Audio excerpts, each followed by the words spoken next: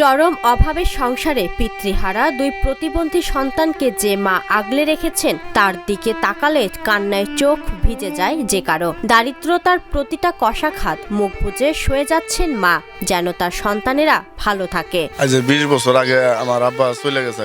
শত কষ্ট মুখ বুজে শুয়ে এক প্রতিবন্ধী সন্তান সহ রিনা বেগম লালন পালন করেছেন 4 সন্তান। বাজি বেশি পোলাহানের ডাল ভাত খায়, দুটো প্রতিবন্ধী পোলাহান নিয়ে চলে খাইতাছি। বছরের পর বছর ধরে গনগনে বালুর মধ্যে মুড়ির ধানের সাথে সাথে সংগ্রামী এই মা নেড়েছেন নিজের জীবনটাও। বদল আসেনি তবুও আজও ভাজা মুড়ির মচমচ শব্দে ম্লান হয়ে যায় মায়ের দুঃখ।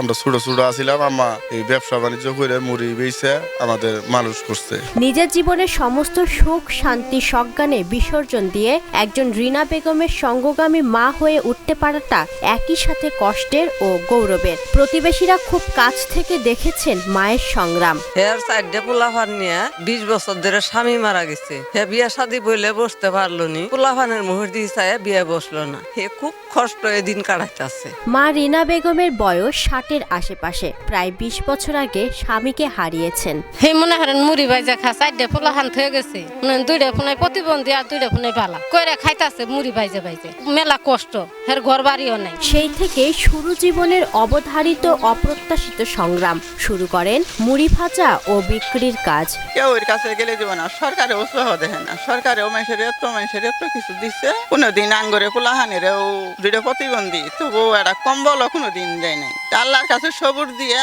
এই হলে আছে, এখানে আইসি।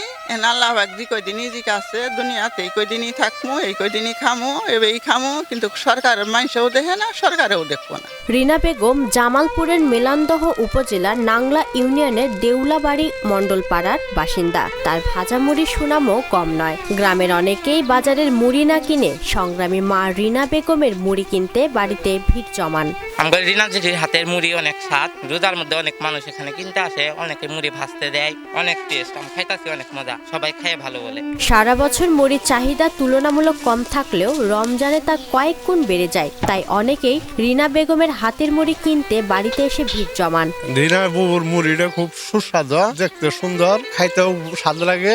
বাজারে যে মুড়ি বিক্রি করে এই মুড়িগুলো হয়েছে আপনার কেমিক্যাল এলা, এই মুড়িগুলো তেমন একটা স্বাদ লাগে না। আর আমার রিনা বাবুর মুড়িটা খুব স্বাদ লাগে, তার জন্য আমি মুড়ি কিনবার আসি। মুড়ি তৈরি ও বিক্রি করে রিনা বেগম এক মেয়ে ও এক ছেলেকে বিয়ে দিয়েছেন। জীবনের এই সময়ে এসে নিজের অসহায়ত্বের কথা কাউকে জানাতে চান না রিনা বেগম। বড় ছেলেও তার স্ত্রী সন্তান নিয়ে হিমশিম। এভাবে অভাব অনটন আর নিয়তির চাবুকে ক্ষত বিক্ষত হতে হতে কাটছে মায়ের এক একটি দিন।